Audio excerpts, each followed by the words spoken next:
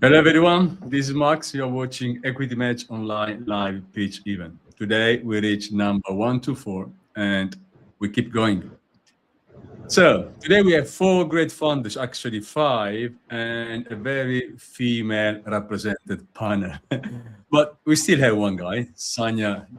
Thank you for being with us. And of course we have Kate as well. So we are pretty much in a good balance. Thank you very much for coming. And as we move ahead with our pitch, we are streaming now live on X, YouTube, Facebook, and LinkedIn. Before starting, I want to thank you for presenting our investor guest, Kate Zamit. Kate, if you want to give a short introduction to yourself before we move to our founders. Yeah, it's amazing. Well, Max, thank you for having me here. So I'm Keith Zamit. I'm based in Malta. I'm a four-time exited founder, currently involved in 5 businesses, an investor in 2 and building 3. I've spent most of my career in iGaming, digital media, and affiliate marketing, and currently we're focusing more on live events and AI. I'm also active in VC and startup spaces, part of the VC Lab community and the Stripe startup community. And I'm actively speaking across Europe and across the world, really, about the ethical use of AI, especially in high risk and highly regulated markets. Thank you, Kate. Thank you so much for being with us, sharing your knowledge. And you are very well positioned because you're an investor, you are a founder, entrepreneur yourself. So น้อง nobody คะเดี๋ can ยวพี่รบ understand กวน more. อย่าเพิ่งใช้เสียงแป๊บหนึง So let me move to our first founder. Daniela Desam, founder and creative director, Maison Daniela Desam, headquartered in Cascais, Portugal. Fashion is the sector, a VC round of 50,000 euros. Daniela, thank you so much for coming. And we are very happy to have you with us. Please, if you want to give an introduction to yourself and after go straight to pitch, and Kate will come later. Okay, thank you. Can you hear me? Perfectly well. Yeah. I'm not sure if I'm sharing the... Oh, okay. The presentation will be shared, yeah? Okay. Oh, that's perfect. Hello, everyone. Thank you one more time, Max, and all the team. So I am Daniela Desam, the founder of Maison Daniela Desam, the 4th generation of shoemakers in Portugal. And let's start. In a world of mass production, Maison Daniela Desam restores value into craftsmanship, elevating Portuguese know-how into conscious global luxury. The problem, the disappearance of the Portuguese craftsmanship. As you know, nowadays, the traditional artisans and techniques are disappearing, and the generational succession is not attracted to these techniques. So the massive production of the fashion, accelerating and globalized production has replaced quality with volume. So the manual work don't have any value nowadays in fashion industry.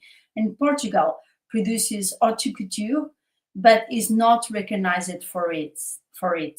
Despite its exceptional textile and artisan tradition, Portugal has never positioned itself international as a creator of high fashion brands with its own identity.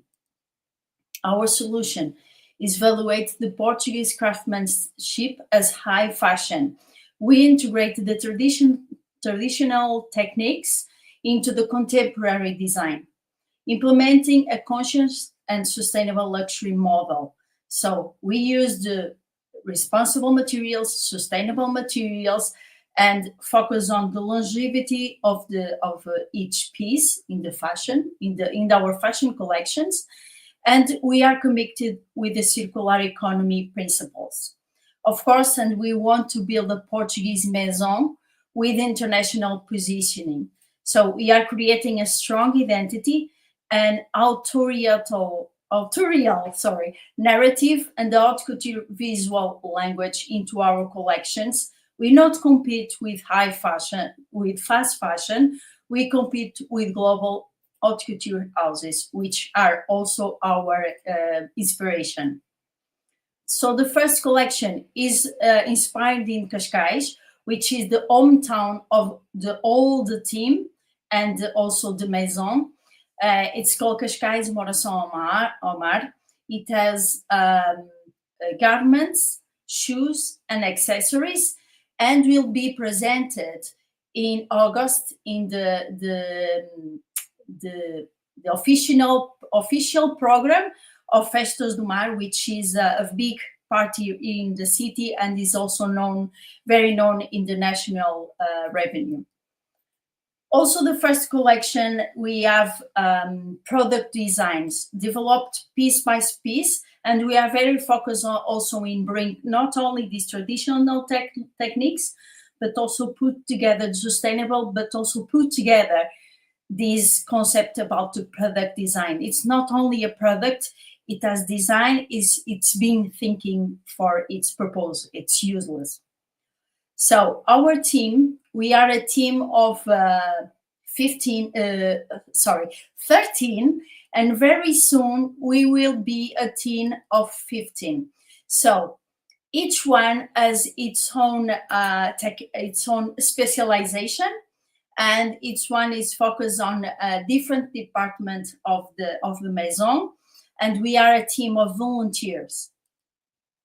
About the market, it's growing every year, and it's estimated by 2030 it's worth around 400 billion, and the market share of 67% of this market belongs to small luxury independent brands. So it's a huge opportunity for us. About the competitors, we are focused on the high fashion and, of course, putting together the sustainable materials, the social responsibility, and bring to life these artisanal techniques in Portugal. Our business model, it's B2B and B2C. We develop 2 collections per year, 2 principal collections, spring, summer, and autumn and winter, and 2 thematic collections, cruise collection and capsule collection. The estimated prices, because this is a very customized collection, and we also offer, it's already finished? Okay, I can keep going, Max? Yes, no worries, go. Okay, thank you. So his customized pieces and the collections are very product design, estimated by between 2,000 to 1 million each price, and of course the margins are around 500% to 3,000%. Our milestones: we have the invitation to New York Fashion Week, and also to be part of the Excellence Brands Association in Portugal, and we are already in several newspapers. At this point, we are producing the prototypes, and definitely in August and September, we want to be presenting the collection in Festas do Mar in Cascais, and also take it to New York Fashion Week. So we are looking for 500K to present, to support us to go to New York Fashion Week. Our impact: economic, create local employment; social, empower women; and environmental, use the sustainable materials and also apply the circular economy principles. So it's all. Thank you. And thank you for these minutes, Marcus. Thank you so much, Daniela. Anyway, you started a bit earlier, so that's totally fine. Kate, I leave everything to you. Amazing. Well, Daniela, I really like what you guys are building here. Sustainability, I think, is something that the fashion industry definitely requires. I just have a couple of questions for you. Just how are you planning on taking part onto the main stage of fashion? Because you said you're being invited to New York Fashion Week, to the Portuguese Fashion Week, but to enter haute couture, right, you need to be in the mouth of the people, if you know what I mean. So what is your plan for doing that? Well, our plan is putting together. We are working very hard on our networking, people that know people that know people. Of course, we are some business strategy concerning to our partnerships, including partnerships with designers with which already accept to join us in the next collections, and that will allow us also to how can I say, to grow our visualization, our presence in those kind of markets. Of course, it's a very, very special market, the high fashion, but also with as my great grandfather already were work in high fashion. I already have some networking and knowledge inside the market. So we are using our network and also have strategic partnerships with designers, not only in Portugal, but also outside of Portugal. Amazing. And just again about haute couture, because it's not my main industry, right? I'm not going to act like I know the industry very well, but I do understand that haute couture materials tend to be one of the major factors that make up haute couture, right? Do you see that there is a market for sustainable materials when it comes to the materials used in haute couture, or do you think this might be a bit of a detriment to the market you're trying to access? Yeah, I understand what you mean. At this point, we think it's a huge opportunity. It's an opportunity. We look to the sustainability as an opportunity to grow ourselves in the market. In nowadays, last month we have an event with the General Secretary of L'Oréal, the Excellence Brands Association in Portugal. And he was talking about the new generations that are looking for fashion with their sustainability eyes. And definitely this kind of client is a huge, how can I say, are very exigent with the products. They are willing also to have new suggestions about the materials. So about the sustainability, we are quite positive, and we are also creating partnerships with WWF, Portugal and the International, FSC, which is our sustainable forests, and we are creating a community, putting together this community, looking not only for the high fashion, the haute couture, but also to the sustainable and this huge problem, which nowadays the fast fashion. So we are inviting the community to join us in this like flag also. Amazing. Just two more questions. Max, I don't know how much time we have, but because there isn't a timer up there, but I'll ask at least the one that I really want to get an answer. You said that you have a team of 13 at pre-seed stage, and then you later said that they're volunteers. Yeah. Can you, as an investor, this kind of makes me wonder if they're just volunteering just out of goodwill, if there is some sort of roadmap to get these people involved as investors or as shareholders in the company. Can you explain that part about these 13 to be 15? Yeah. So our main goal being together in this project is to each one show what they can do better, because we all live in the area of Cascais, and we are like a base for each one. So the main goal at this stage is to show people what we do the best. We have, for example, Maria, which is managing the social media, and she's very good doing it, and she's always mentioned in our posts. Also Lorena, which is doing macrame. This is 1,660 knots, so it's definitely handmade. and also Zinho and Bruno. We have a lot of people that is coming, want to show what they do the best.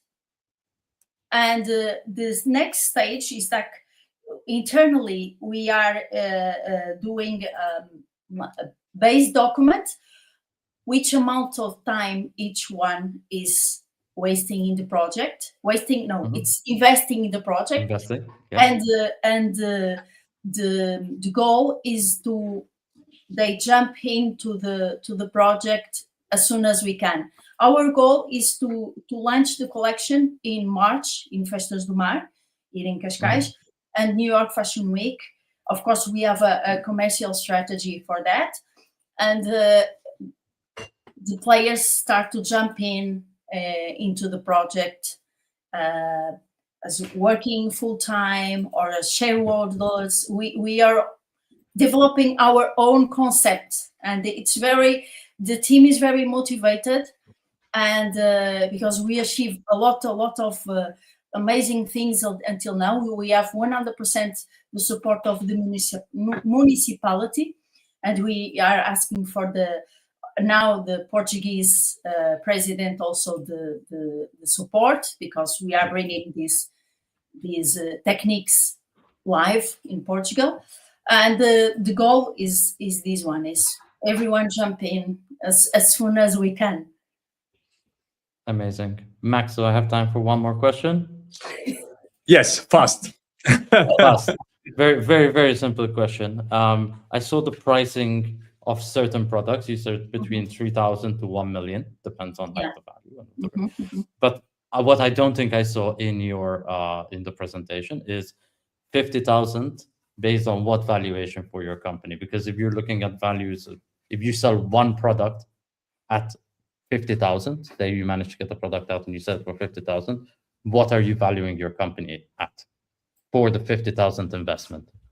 Okay, so you were talking about the percentage of the company. Is Sure. that you mean? Sure. Yeah. Okay, so at this stage we are like moderate. Of course, we already do a lot. We have many supporters, many people believing in the project, and this is very, very initial. So the 50K, we are offering 5%. Of course, it can be negotiated, and the goal definitely is to take us aboard to New York Fashion Week, because it's a huge stage on fashion. Perfect. Okay, no more questions from my end. Thank you for the questions. Thank you Amazing. very much. Daniela. Thank you so much, Kate. Thank you. Let's move to our second funder. Morgan Rousselot, founder, chairwoman, and CEO of CB Life Biotech. Roscoe, France is the headquarters, health tech and biotech is the sector. An investment, a Series A round of 50 million euros. Morgan, thank you so much for coming. If you want to give an introduction to yourself, and after you can go straight to pitch. Okay. Thank you for giving me the opportunity to present CB Life today. I am Morgan Rousselot, the CEO and founder of the company. To present myself in a nutshell, I am a scientist by training with 20 years of experience in the development of active ingredient in pharmaceutical company, in academic labs, and mostly in biotech company, as I have participated twice to the creation of 2 biotech company before CB Life. So today I will present you CB Life. And at CB Life, we are fighting the cell death triggered by serious diseases. And to do that, we have developed first-in-class small molecules able of inhibiting 2 forms of regulated necrosis at the same time. And we are the only company developing this unique therapeutic approach. The company was set up in 2019, and we are based in a well-known marine institute in Roscoff, a small town in Brittany in France. The team is made up of 7 complementary profiles in pharmaceutical development, supported by KOL, consultant clinicians, all equally committed to develop this unique approach, protected by 8 exclusive or proprietary patents. And how does our technology work? Our first-in-class small molecules target regulated necrosis. They are pathological form of cell death that combines the regulation of apoptosis with inflammation of necrosis. These processes are implicated in multiple critical organ failures and degenerative diseases such as acute liver failures or neurodegenerative disorders. By simultaneously blocking necroptosis and ferroptosis, the two key forms of regulating necrosis, we prevent the harmful communication between these pathways. We reduce inflammation, we stop cell death escalation toward full organ failure, and we protect the organ and allow it to regenerate much faster. Our molecules and CB Life are the results of more than 10 years of research and the screening of unique chemical libraries, developing a unique platform technology, allowing us to identify and refine a collection of unique dual inhibitors, and among them our two lead candidates, SBL01 and SBL03, which are currently under preclinical development, targeting severe diseases with high unmet medical needs in liver and ocular conditions. SBL01 is an injectable solution to treat severe acute hepatitis, which are brutal and massive attacks of the liver, affecting over 300,000 patients annually with a very high fatality rates. The patients are under intensive care unit between life and death, waiting for liver transplantation. We have demonstrated improved survival in our animal models and recently received European Union Orphan Drug designation for the prevention of acute liver failure. SBL03 is a breakthrough ophthalmic gel for geographic atrophy. Geographic atrophy is a severe form of dry age macular degeneration and the leading cause of blindness in people over 50 years old. Our non-invasive solution halts retinal cell degeneration and preserves vision, as demonstrated in our in vivo models. Together, these programs address multi-billion euro market opportunities. However, CB Life's objective is to maximize the value of these developments by monetizing one program as early as possible, either through a now-licensing deal or a co-development partnership with a big pharmaceutical company, and to build an exit for our investors through an M&A transaction on the other program. We have benchmarked the top M&A and our licensing transaction in the field, and we clearly see strong industrial interest. We are already talking with have discussion with a big pharmaceutical company, and there is significant deal values with transaction reaching several $100 million, as you can see. We are developing our two programs in the liver and ocular pathology thanks to 9 million euros already raised since the company was set up. We are now seeking investors, but also industrial partners to finance the clinical entry of our both candidates and generate the first relevant clinical data. This will enable us to reach key value inflection points across the both programs. We remain flexible and ready to prioritize either partnerships or continued internal development via fundraising, depending on the path that maximizes value creation for CB Life. Our team combines strong expertise in drug development, biology, and entrepreneurship. We are supported by leading clinical and scientific experts in liver and retinal diseases, enabling us to efficiently advance our programs. By investing in CB Life, you are backing first-in-class therapies targeting major unmet medical needs, with a strong IP and two validated assets already in hand, starting soon clinical development. With a scalable discovery platform and a clear path to exit in 3 years' time, this is a rare opportunity for investors to combine high impact with high return. So let's build the next breakthrough together. Thank you so much, Morgan. Amazing. Amazing on the timing, Morgan. Well done. Well done. Okay, so pharmaceuticals, biotech, really not my industry. But no, so there was one major question. Again,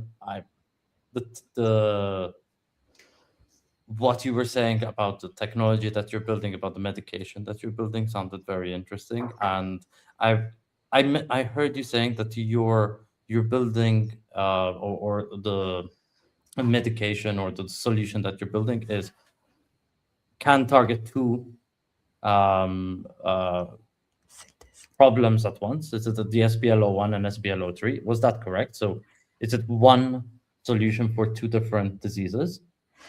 So we develop one therapeutic approach targeting two different types of cell death called necroptosis and ferroptosis.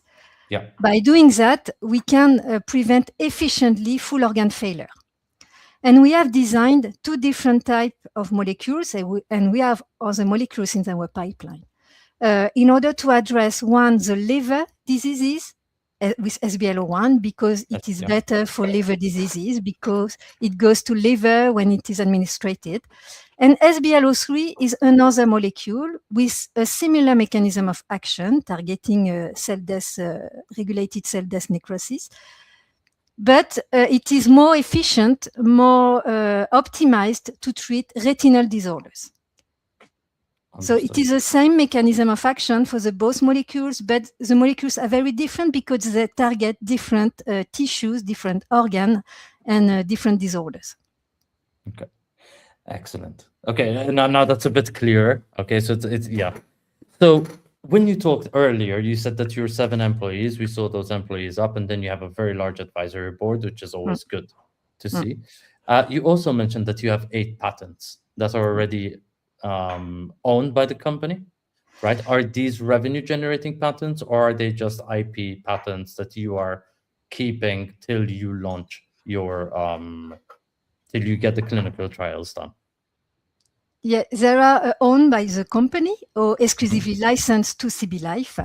And we are, the objective of CB Life, it is to valorize the patent in order to out-license the patent to the big pharmaceutical company at a high valuation stage. And the best it is to license the patent during the clinical development. But for that, we need to create value and we need money. We need to raise funds in order to go to this key milestone, key point. Amazing. So, but just to confirm on that, then the company owns the patents. They're not licensed to the company. Therefore, as an investor, we would be also investing in those patents. We would invest in the ownership of those patents. Yes, in some way. Yeah. Amazing. So, just to talk about your path to exit, because you said 3 years from now, this is where you see that there's an exit opportunity, getting an M&A with one of the larger pharmaceuticals. I'm just curious to understand from the European and the EU legislation side, if there is a distraction, if there is some change in legislation that extends that period, right? So extends how quickly you think you can get to market. Are there other opportunities that you think that maybe in the Americas you could sell this? I'm going to keep on calling it a solution. I'm sorry, because I come from the tech world, but to sell, let's say to sell the solution that you're building, or is it primarily built for the for launching within the EU first and then going out? Because this is what I understood from the presentation. The both are possible. That depends on. Now we are discussing with pharmaceutical companies. They are interested in our program in ophthalmology. They want US, they want Europe, but they doesn't want to access to Asia. They doesn't want Asia. So we will be able to go to Asia alone, or to put in place some other type of deal with another company interested to develop the asset in Asia, for example. So that really depends on the pharmaceutical company we are discussing with, if they are more interested about the US market or the European market or Asia. Understood. Okay. Very interesting. The last question that I wrote is about the non-dilutive funding that you've taken and what else is available out there, and how does that compare to your burn rate? Because I saw that you are predicting like 50 million raise and then 4 million I believe it was 4 million in non-dilutive funding, and then another 5 million. So there's about 24 million in there. Yes. Is that the exhaustive amount of non-dilutive funding available to you, or this is what you think is achievable? It is what I think it is achievable. So we have already raised non-dilutive support, 4 million euros from different type of from BPI in France, from Europe, from obtaining different type of grants, and we have complete some more files in order to receive 6.5 million euros in grants from Europe, but it is not secured at the moment. Okay, so maybe I'll rephrase my question. Your projection of 50 million euro to last for the next 3 years, 18 months, I believe it was, right? So you had 2 stages. You were going to raise 50 million now and then 50 million again before you get to market. Yes, yeah. If you do not get that non-dilutive funding that is available, that you think, how much does that shorten your roadmap? How quickly do you need to go to a bridge round or a Series B? Yeah, what I have presented here, it is one possible scenario in order to finance our development. But we also have discussion ongoing with a pharmaceutical company for co-development to finance the development associated with a license at the end of phase 2. So it is another possibility for us to finance the development, but I didn't put the money here. But we have a discussion ongoing with a pharmaceutical company to deal one programs in order to support the development of the other programs. It is our strategy also. And that will decrease the amount of equity we need to go to the end of phase 2. Amazing. Awesome. I don't have any other questions. I mean, again, thank you. What you guys are building is well over my head with regards to the biology and the biotech behind it. But yeah, amazing. Great presentation. I'm really good on the timing. I love that. Okay, thank you. Thank you, Morgan. Thank you, Kate. Let's move to our third founders. As we had 2 co-founders for 9 to go. All right. Gilly Beck, founder, creator, and producer, and Jenny Goldsmith, founder, creator, and producer of A Journey Through the 7-7. Bangkok, Thailand, that's the headquarter. Travel, CSR, SaaS media is the sector. It's a pre-seed of 5,100,000 baht in Thailandese currency, which is roughly 200,000 USD a bit less. So, Gilly, Jen, if you want to give an introduction to yourself, go straight to pitch. Don't wait for me, and Kate will come after you. All right, Sawadee ka, everybody. Sawadee ka. Yes, we are A Journey Through the 77, which is an adventure travel series that celebrates Thailand through sustainability, inclusivity, and responsible tourism. So the show will be hosted by 2 everyday women and joined by inspiring guests along the way. It's a road trip across all 77 provinces, focusing on the hidden destinations, the authentic community connections, low carbon travel, and meaningful cultural experiences. We'll be exploring nature, cultural heritage, traditional crafts, unique activities, and wellness practices. In the process of doing so, revealing the true spirit and diversity of Thailand. So before we get into it further, I'd like to briefly introduce ourselves. I'm Jane, mixed Thai and British, born and raised in Thailand. I've worked in business and real estate, but my real passion has always been people, culture, holistic well-being, and handmade products. And of course, food, especially when it's spicy. So hi guys, I'm Gilly Back. I'm South African born and I've been living in Thailand for the last 20 plus years. I'm married to a local Thai guy and we've got 2 kids. And I've spent the last 2 decades working in sustainable tourism, the MICE industry and hospitality. And I often work and see local change makers, women leaders, inspiring people in places that are truly undervalued and underrepresented. And this is one of the big problems, that despite Thailand attracting millions of visitors every year, it's all focused around the same locations and destinations. So this creates over-tourism in major hotspots. Secondary destinations remain under-promoted, and a lot of the authentic, cultural, immersive experiences are really difficult to discover online. So AI travel is becoming a huge thing, and it relies on the limited existing data. Many of Thailand's most unique cultural experiences remain invisible in a global travel system and don't benefit local communities. Jane? So the solution to this is, well, part of it is a show. It's designed to solve this problem because at its core, it's a cinematic travel docuseries exploring Thailand province by province.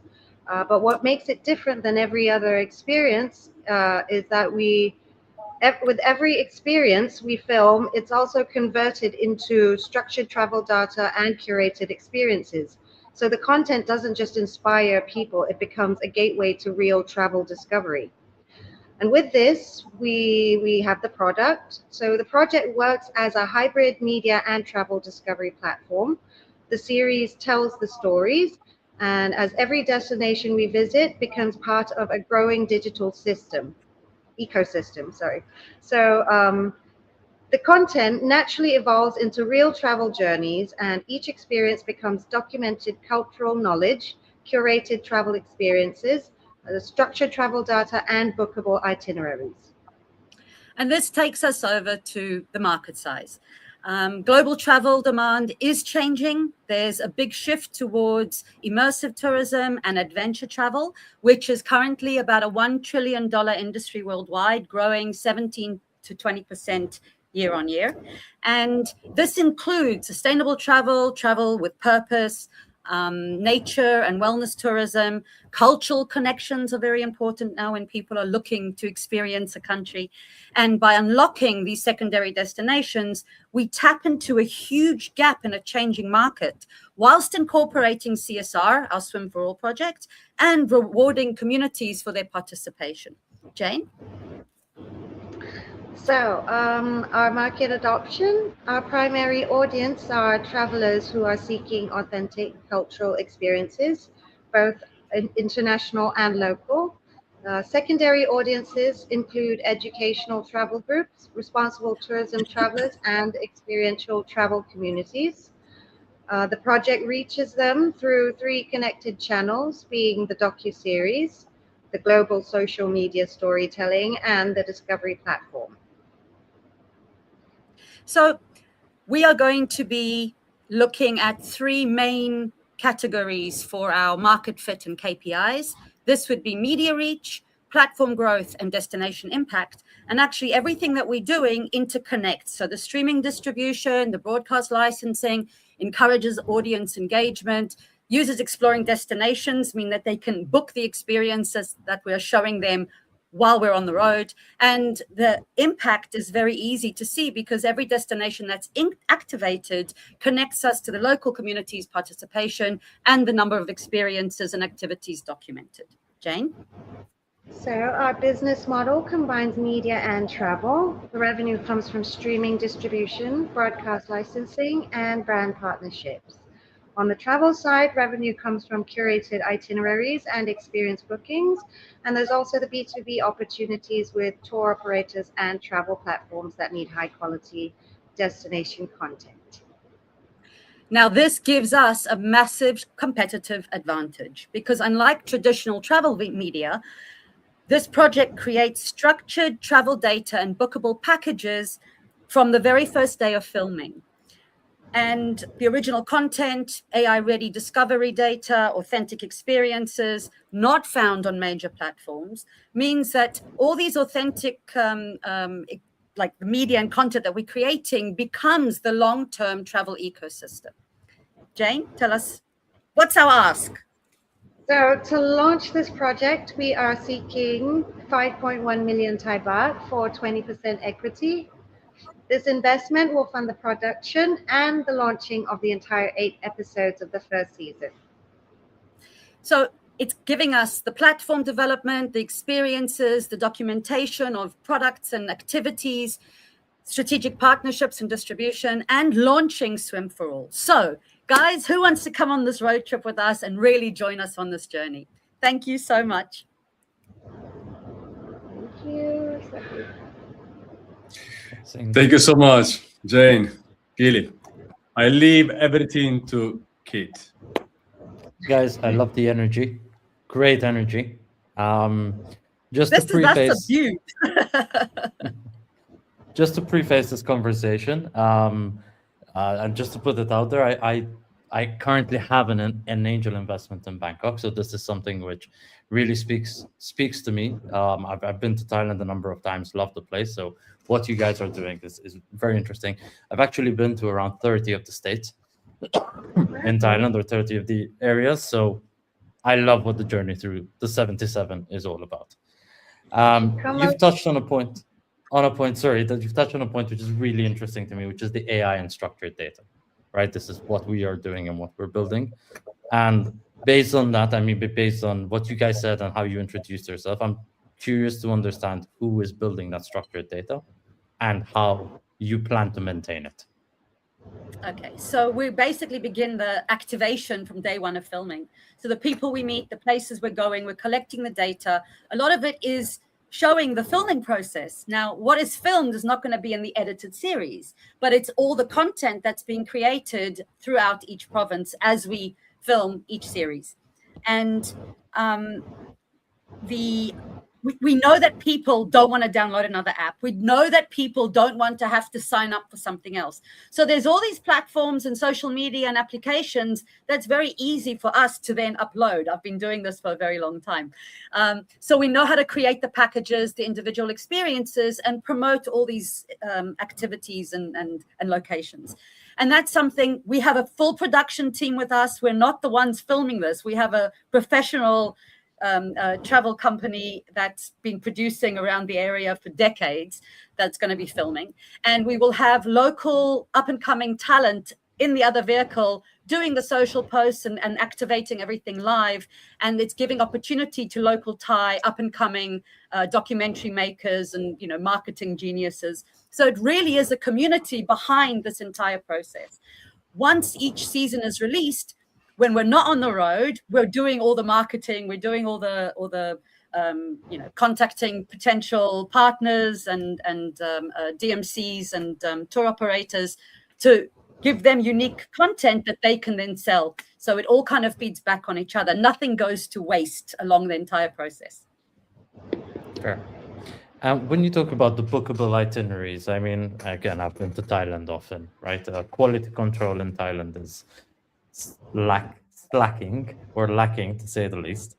How do you expect to maintain quality on those bookable itineraries?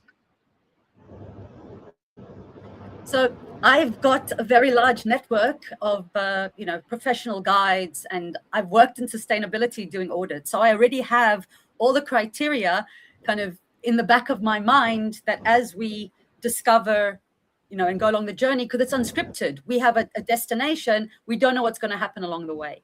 So if we feel that something is a great opportunity, but it's not quite ready yet, I can then work with the business owners or the facilitators to show them what needs to be fixed in order for us to market them, in order for us to sell them as an activity or a product.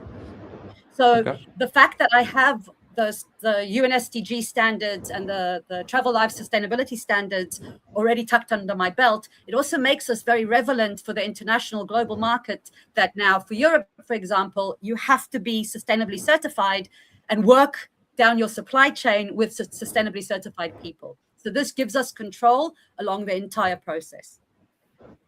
Fair. Yes, that's 100% correct. For me, I think this points to a bit of a scalability issue, right? Because again, it's relying a lot on your experience, Gilly, your knowledge. Obviously, you'd have to scale up a team as you're going throughout the 77 different states in Thailand. You're going to have teams running around those areas. So just something which, this kind of screamed out at me. I used to work in hospitality here in Malta, also tiny little island, and we also had issues just by, few kilometers away, and the quality control started dropping heavily. So this is something that I'm very aware of, and why I'm saying the fact that unfortunately, even the local government only promotes the same 6 or 7 destinations over and over again, this actually reduces the quality when people go because it's overcapacity. Whereas we're promoting smaller places, not so famous yet. Hopefully they'll become famous under us. But it does give us more of a chance because we're not sending 3 busloads of 500 people. We're going to be sending smaller groups, smaller families, couples. This is what the adventure travel market is actually built of. It's not mass tourism, but it is more diverse and it's growing much quicker, especially for people who are looking to come back to Thailand if they've been here 10 years ago or they've been a few times. Awesome. And when it comes to your unit economics, just because, I mean, we're talking about series 1, 8 episodes, right? There's a lot of travel costs. You're saying that you're going to have a team behind you. I mean, what does the production of each episode look like? I mean, how much does it cost? How much money do you need to make to cover those costs and then make a profit over that, right? I mean, where are you seeing your unit economics? Yeah. Okay. Are you going to make money after season 2, season 3? Well, so that's why rather than going, we want to produce all 11 series, 11 seasons straight away, we're starting off with season 1, which is 7 provinces, 8 episodes. The 5.1 million Thai baht covers everything. That's already including a 10% emergency fund, if there's bad weather or storms and we have to replace equipment. It covers everything because we know the local costs. That's 6 weeks on the road. It's with a full film crew. It's the EV vehicles. It's even covering the costs of, charging. So we really have got it all broken down. We have an entire folder with every single bit of information, budget, a full production team, all their details, which we would share with the right interested investor because there's not enough time in these sessions to go through it all. But it's about 3 years of research to back up this whole concept. Awesome. So my last question was going to be, how far along in planning season 1 are you? So the money, but I think we can literally start selling product and experiences from the first day of filming. Awesome. Okay. No more questions from my end. I think you answered all of them quite well. But just one comment that I would say is for the structured data, I think that is a very interesting side market that you might have if you can produce data in a structured format that you can then resell, right? This could be a very, very lucrative secondary source of revenue, right? But it's not about what you're filming. It's not about this. It's literally getting raw data in, having it in JSON format that you can then train models and sell as training data, right? This is like something which we're actually quite good at doing at Elevate AI, but yeah, look into it because definitely you're on the right path and you'd be surprised. You might actually make more money off the structured data than on the series itself. And the series will be a passion project, and Swim for All will become, the biggest charity that there is in Thailand. Well, again, the idea is that, every purchase funds the training of local swimming instructors to teach kids swimming locally. So that's, again, there's lots of elements in our web that all are interconnected and they all basically benefit and feed each other because it is about people, planet, profit. You can't take care of the people and the planet if you're not making a profit. So there are multiple ways to make money off this. B2B was one of them, structured data, selling content to marketing and travel hosts, if you like, doing all this AI content, as well as the entire, series seasons to a big streaming or broadcasting platform, because they spend about 5.1 million baht per episode, not for an entire series. We can do it at a lower cost because of our local connections. So our profit margin might be low to begin with, but as soon as we're finished filming, it actually increases season by season. Hence the live SAS sales and the evergreen links. Nothing goes to waste. Guys, I have to stop. I need to move. Thank you so much. And thank you so much. Thank you, Jen, Gillian, Kate. Let me move to our last, but of course not the least, founder, Zaya Silik, CEO of Showfitter. Headquarters is Kosten, Germany. Food, health technology, 3D food scanning, custom inserts. Series A between 2,500,000 euros. Sanya, thank you so much for coming. Yeah, thank you so much for inviting me. Please, just give an introduction to yourself, go straight to Absolutely. pitch, and Kate will follow up to you. Thank you. Perfect. Thank you so much. Yeah, and once again, hello to everyone. My name is Sanya, and I'm the founder and CEO of a company called Shoefitter. We founded that company 5 years ago, and around 3 years ago, we made a name change combined with a small pivot away from shoe size recommendation more towards the orthopedical area. And yeah, hence the name change, Soleil. So at Soleil, we think we deliver the future of foot scanning and medical insoles. And the main reason is, well, it comes kind of from my feet and my co-founders' feet. We both have foot issues, but also the whole market has a problem because currently, especially in Western societies, around 60% of adults have foot problems, but only around 20% seek treatment. And that's due to different factors. In the Western Hemisphere, a lot of that happens because people just don't have time, and doctor appointments take, for example, in Germany, it takes up to 3 months from, oh, I have a foot problem until I have an insole in my shoe. But then also some people need custom shoes, or maybe for sports, for example, for skiing, they have issues finding a good shoe. So that's the whole problem overall, that our feet are not treated the way they should. Now, in order to attack that problem, we developed a foot scanning technology that combines 2 different AI systems with the Face ID sensor that you find in all the modern iPhones. So that's around 1.2 to 1.6 billion iPhones available that have a built-in 3D sensor that's millimeter accurate. And it's only used to scan the face, which is such a loss of potential because it can basically scan anything in 3D. So we developed one AI that makes it really simple for people, even older people at home, to scan their own feet. As you can see on the image, you just place the phone on the wall, and then you position your foot in front of it, and it will very easily guide you by detecting the angle of the foot. When you have the right angle, it makes a 3D shot with the 3D camera. We upload this data to our backend, where we then have a second AI system that then makes a full 3D representation with millimeter accuracy down deep into the longitudinal arch of the foot as well. And that we can share with our customers or use it ourselves. So the one product that we deliver, it's our B2C product, is that we work with podiatrists together in order to produce perfectly fitting insoles. We 3D print them. So first we send our customers a video where we exactly explain them what their problem is and how we want to treat it, which makes it really, which makes our customers really trust in us and buy over and over, because to them it's more intimate than most often when they even go to a doctor. And once we have agreed on a great shape, then we 3D print it, and we already ship that around the world since 3 years.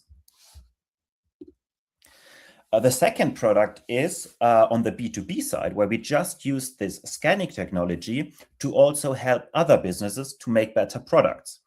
So the first area here is, for example, white label apps and scans. And here, the very first one is a Brazilian company that you can see, the green foot. They make custom shoes for people with really bad foot injuries and deformities. The second one, they make skiing boots, custom printed skiing boots. And the third one also make insoles, and they are based in Brazil and the United States.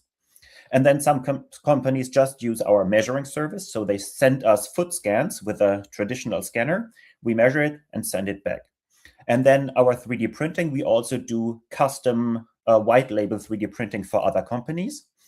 And then the last point, data insight. Keith, that's maybe something we can work on together, because I think with thousands of foot scans and information of how to treat these feet, I think with AI we can develop something really great there. The market is huge, and I think we can actually kind of change it because we can sell insoles all over the world. So that's the size of the market is not the problem. And we have already a traction of 3 years. So we have sold tons of insoles, have a very high repeat purchase rate. And the unit economics are amazing because 3D printing is quite inexpensive for the price we can charge for the product. And compared to other companies, we are the only one who are like fast, have very high quality, and it can be ordered from home at the same time. Now we want to increase our marketing budget to reach more people around the world, B2C and B2B. And for that, we currently ask for between 25 and 100K as a starting point. Of course, when we grow further, we might need more investment. But we believe that with 100K, we can actually reach a revenue of 400K in the next 24 months. So thank you for listening. And the QR code leads directly to our free-to-use app. So feel free to do that if you want. Thank you. Thank you so much. Thank you. Kit. Amazing. Cool product. As an iPhone and Mac user, I was like smashing because, easy for me to use. Right. But as we very well know, in the United States, you have no problem. It's 65% is Apple. Correct. But once you cross outside of the United States, that number plummets, right? Is it Depends a on the technology? market. Yeah. But this is where I was going with this, right? But in general, Apple is much lower. Is the problem with Android the fact that Android just doesn't have a good enough camera, or is it because there are too many different products, or is it because your target market makes sense for Apple users tend to spend more on things that they like? So yes, thank you for mentioning that, because yes, our target market and Apple users actually have quite a good overlap.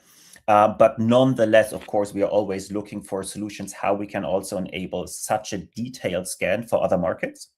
The problem is it's not the camera. The iPhone has a specific different 3D sensor. So it's not the camera. It's a infrared light-based 3D sensor. LiDAR, right? Yeah. It's not LiDAR. The LiDAR is built on the back side, and on the front side, the LiDAR is only around 8 millimeters accurate. The front side is 1 millimeter accurate. So only that delivers the accuracy we need for the orthopedic field, right? If we go into, let's say, shoe size recommendation or other fields where the accuracy doesn't have to be absolutely perfect, cameras would work as well. But for now, only that sensor is good enough for the kind of high quality product that we deliver. But there are 1.6 billion iPhones, so yes, it's for sure percentage of the market, but it's still a huge market. For sure. I want to talk to you a lot about your unit economics, right? I mean, here we're talking about the B2C product. Okay, so I just want to ask initially, how many monthly active users? I know it's a bad stat to use, but it is a mobile app at the end of the day. So on average, how many monthly users do you have on the app? I don't really know. And it's also not a very telling number, because the app also kind of addressing the topic of Android and iPhone. The app is only for scanning the foot once. It takes 5 minutes, and then you can delete the app. The app doesn't store any data on the phone. You don't create an account or anything. We did that purposefully so that people with an Android phone can just quickly borrow an iPhone for 5 minutes of a friend, scan their feet, and all the rest of the purchase and discussion and so on is all happening outside of that app. Perfect. Okay. And we receive a lot of feedback of people who said, I actually just borrowed one. Yeah. What are your production costs on the soles themselves? I'm kind of shy. If you don't mind that. Yeah. So the material costs of a pair of insoles that we sell for 150 is around 10 euros. Perfect. The reason why this doesn't tell the whole story is, of course, because of our intense interaction with the customer, right? I told you we make this 5 to 10 minute video in which we explain exactly what we do. And that info is coming from a doctor. So we have to pay a doctor as well. So that takes away around 40% of another 40% of the margin. And then there is shipping and but we end up with around 50% margin. There you go. You get to my next question. So how much profit are you making per sold, right? Yeah, this is around 50%. 50%. That is before marketing and and refunds and stuff like that, right? Exactly. The returns and stuff like that. Okay. Yeah. Awesome. And marketing is exactly the field why we are looking for an investor who is also maybe experienced in marketing, because we really want to grow as a company. Amazing. How much of your revenue mix is the B2B side? I mean, even when you project it forward, how big of a market is B2B compared to B2C? Yeah, well, currently it's fluctuating a lot, right? Because you need to sell quite a lot of insoles to have one white label app. What's not mentioned in the slides is that with most customers, we actually additionally charge €6 long-term for each download our customer makes. So let's imagine the Brazilian company that make custom shoes for people with severe foot deformations. When they sell a product, they make around $500 to $1,000 in revenue. And if they download a file because they want to make a product, we charge €6. So that in the long term is a very good kind of passive income without us having to do anything. We're just profiting from them using our solution. Okay, but do you see the... No, please continue. Yeah, so currently it is around 50-50 per year. On a monthly basis, of course, it's sometimes just insoles, and another month it's mostly B2B. Long term, we believe that B2B will the majority, right? Because we want to enable lots of custom shoes, and 3D printing of shoes is really big. Maybe you have seen the Nike 3D printed shoe. So a custom 3D printed shoe from Nike would not be a big problem if people scan their feet, right? So we believe that in the long term, B2B is going to be the bigger market. In the short term, B2C is what keeps us alive and keeps us running as a small business. Fair. I wanted to ask, I mean, obviously you showed the TAM, you showed the accessible market, obtainable, but you didn't mention anything about competitors or whether there is competition in the space, whether there are people in the space, and how you differentiate yourself from the competition. Yeah. There was one slide, but it was towards the end. The time was getting shorter and shorter. Okay. But thank you for asking, so I can get into more detail about that. We have quite a diverse group of competitors, right? So, for example, based on quality, our competitors would be traditional podiatrists or orthopedic shoemakers, whom you might visit and they would look at your feet. So quality-wise, our product is on par with most of them. There are some podiatrists who are really good. And of course, we can't compete with someone really dedicated looking at your foot, working with you, right? So we are around 90% of the top ones and on par or maybe even above the podiatrists who are not really caring that much. So that's that. And then there is a big market with, we call that semi-custom insoles that are not 100% adjusted to what you need, but maybe they have 10 different kinds and they just give you the most fitting one. Lots of companies do that, and even the biggest medical companies in the world produce insoles and do that kind of business. And there we have a big advantage in quality, of course. And then maybe you also want to go into the foot scanning area, which is kind of our expertise. There are companies who do foot scanning. Very few use that sensor that we do.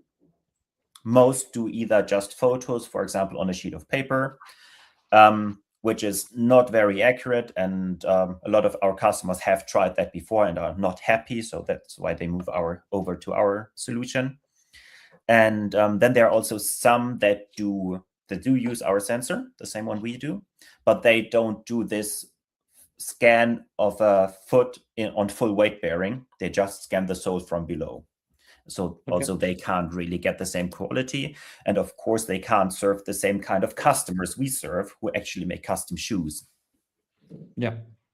That was going to be my last question. When you look at how you can expand your market, right? Because obviously the insoles, cool, makes sense.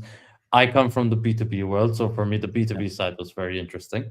One thing we've obviously, in just this pitch event today, we've already seen there was one person doing haute couture, and something like custom shoes in haute couture would be amazing. Nike are already doing it with their 3D printed shoes. But more so, I come from, I also have foot problems, right? So it really hits home.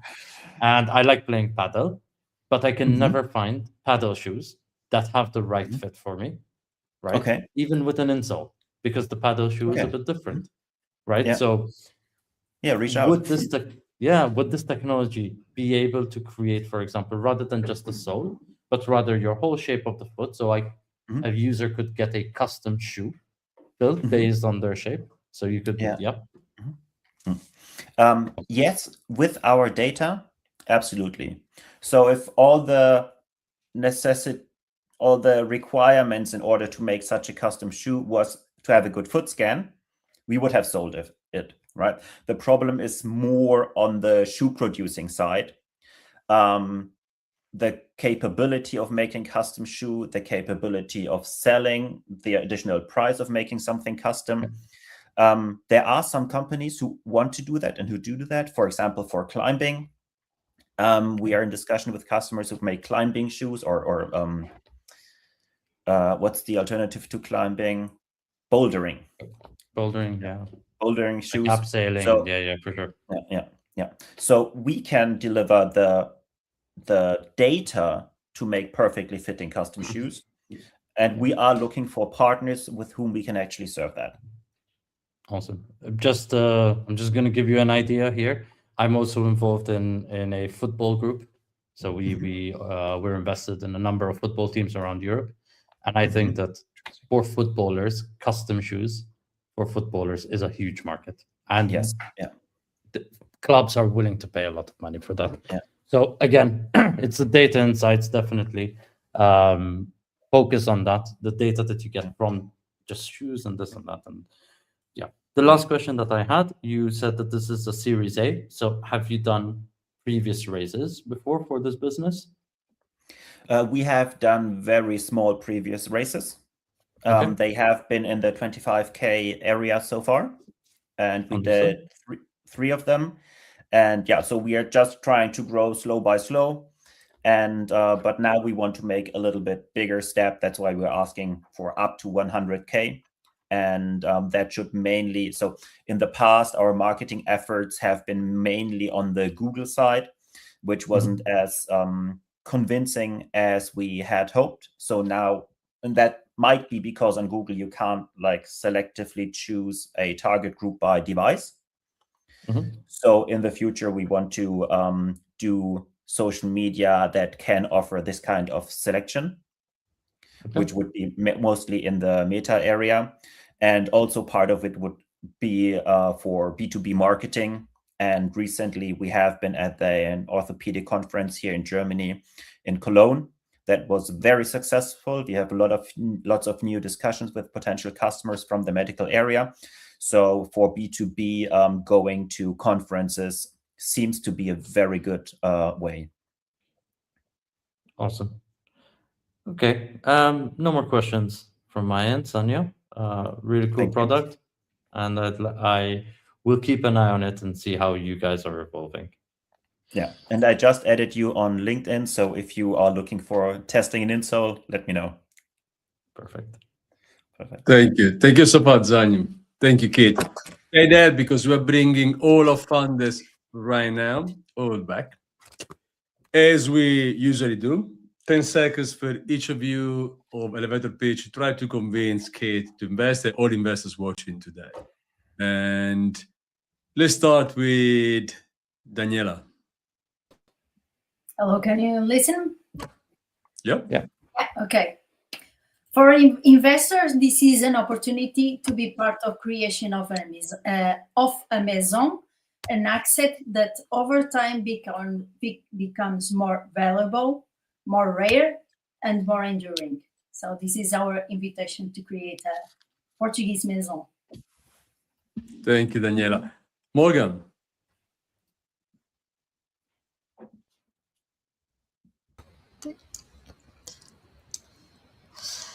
So by investing in CB Life, you are backing first-in-class therapies targeting major unmet medical needs with a strong IP and 2 validated assets already in hand, starting soon clinical development. With a scalable discovery platform and a clear path to exit in 3 years' time, this is a rare opportunity for you investors to combine high impact and high return. So let's build the next breakthrough together. Thank you, Morgan. Gilly, Jane. Jane? You want me to do it? Okay. I thought we've been taking it in turns. So, okay, sorry. A Journey Through the 77 is a scalable travel docuseries that incorporates social media, old-fashioned as well as new-fashioned ways of viewing, ways of traveling, and ways of booking. By coming in at this stage, as we hit the road, you are literally going to be joining the adventure and benefiting along the way just as much as we are. So join the journey. Thank you, Gilly. Thank you, Jane. Zanya, the last is yours. Yes, yeah. Thank you for having had me.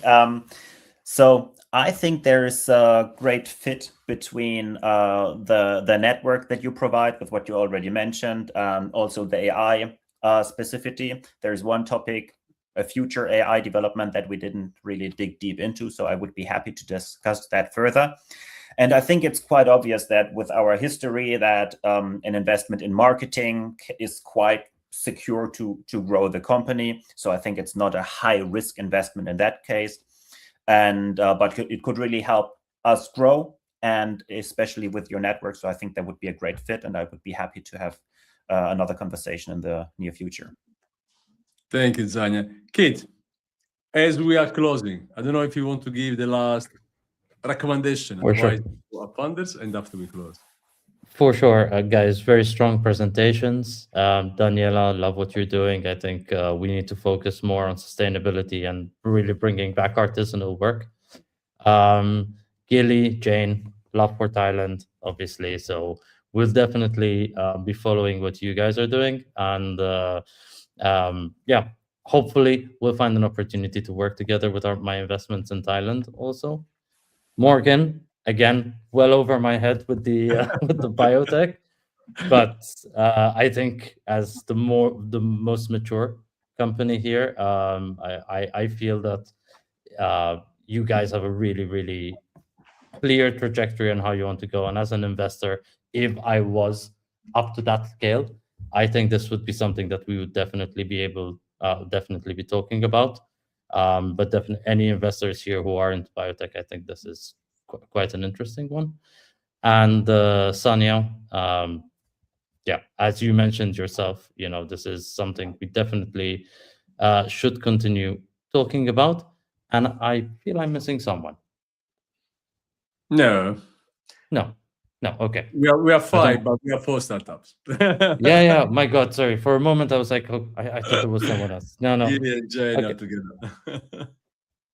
Awesome, but really strong presentations, guys, and yeah, really looking forward to seeing what you guys are building. And I will be reaching out to all of you actually afterwards, just with a bit of comments and a bit of, hey, keep me updated. Always interested to see what you guys are doing.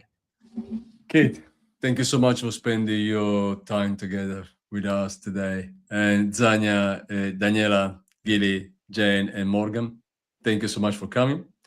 And to everyone watching, I hope we had a very nice event, and I'm sure we did a good job today. And see you next time. And good luck to all of you. Thank you. Thank you all very much, Max and the EquityMatch team. Thank you. You guys have been awesome. Ciao. Thank you. Thank you. Bye-bye. Bye-bye.